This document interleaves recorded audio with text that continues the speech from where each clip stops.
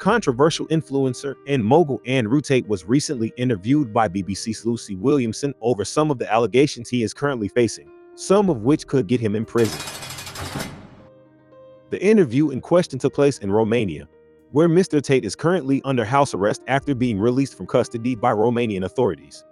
I want to not only share information about the interview, but also give a bit of context to some of the questions and comments raised in this video. Since Mr. Tate often blamed the reporter for not doing proper research before interviewing him, my job is to get that done and, in the process, educate and inform you. So let's get to it. Number 1.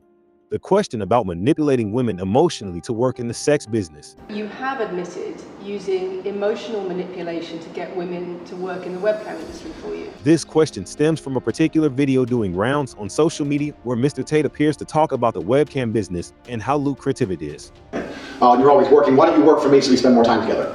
Work for you doing what? Say, well, I have a webcam business. Oh, I don't want to do that. So, okay, I know you don't want to do that, but listen, come, let's have a meeting. Let's just talk about it. If you don't want to do it, don't do it. Fine. But let me explain it to you properly. In fact, I'll bring one of the girls who works for me. Your bottom bitch, the new girl, you go out for fucking a nice dinner. Your bottom bitch is the one who does the selling. You don't do the selling. The girl has to hear from a girl. And this is why your bottom bitch has to be trained. That's why I said it's so important to have a good first girl. While he does specifically mention that it is what he does, his utterances depict a man highly knowledgeable about the business. Take a look. And also, she believes she needs you, which is extremely important. Another reason we use Chatterbait is because they will pay you in Bitcoin. And this is amazing because you've all seen the thought audit shit that's going on. You've all seen the fucking legalities of banking. Trying to get money out of these sites into your bank without paying a shitload of tax is actually very difficult. So for every $10,000 they made, I give them 3, and I keep 7. They thought they were on 50%, and I said that the disparity is because of taxes. So, what was Tate's response? I don't think that's what I personally said. I think that's exactly what no, you said that's no, I've never said that. That's something that you found on the internet. Number 2, the BBC whistleblower's comments. Tate further went on to argue that no woman had accused him yet of sex trafficking, to which Lucy said this. The I've never had BBC anyone has come spoken to somebody since your arrest who says exactly those things, that with you it's all manipulation, there's an ulterior Is this motive Sophie? to everything. Is this Sophie?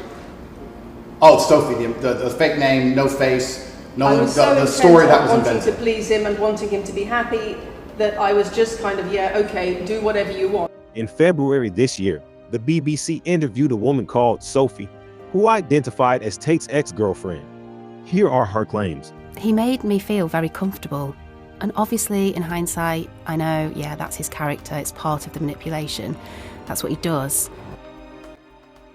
There are a lot of different sides to him. I think it's important to recognise that the character you see online is just not the real him.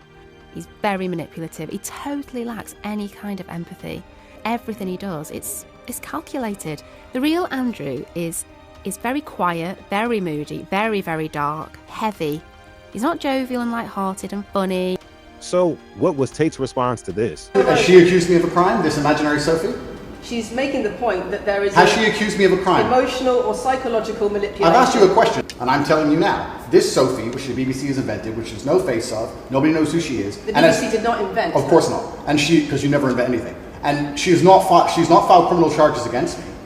What are we talking about here? What is she saying? Indeed, at the start of the interview, the BBC states, Sophie, whose name and voice have been changed to protect her identity, dated social media influencer Andrew Tate for several months. He first contacted her on Facebook.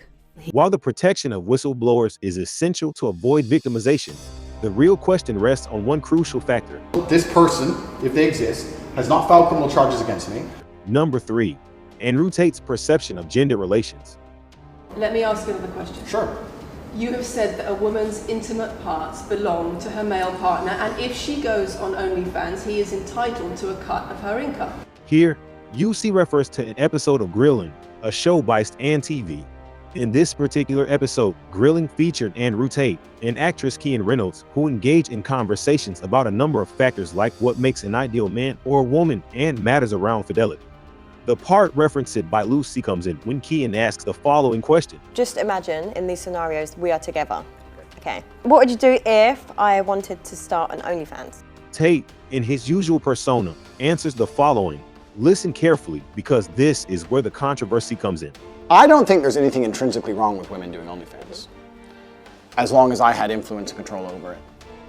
He doubles this up by saying, If my chick said I want to do OnlyFans, I'm like, all right, then cool, go do it. How much you made? 10 grand. All right, give me 8. All right, cool. All right. What woman is going to give you 8 grand? Because you're my woman. You're doing OnlyFans. You're selling my product. What the fuck? So, what was Andrew Tate's response when asked about this by the BBC's Lucy? I don't know if you understand what sarcasm is. Did you say it? I don't know if you understand what sarcasm is. I don't know if you understand what context is. I don't know if you understand what satirical content So you're saying it was are. sarcastic? I'm saying it was a very interesting talk show. He further adds, And she laughed. Believe it. She laughed and she said, ha ha, yeah, that's probably true. let's see if she really did that. Your product. Yes, Like, correct. I mean, it's not Next your question. possession. No. Product. Like, do you own me? No, sorry. Like, your ego is a bit too big. You don't own me. I'm not a product. I'm not an object.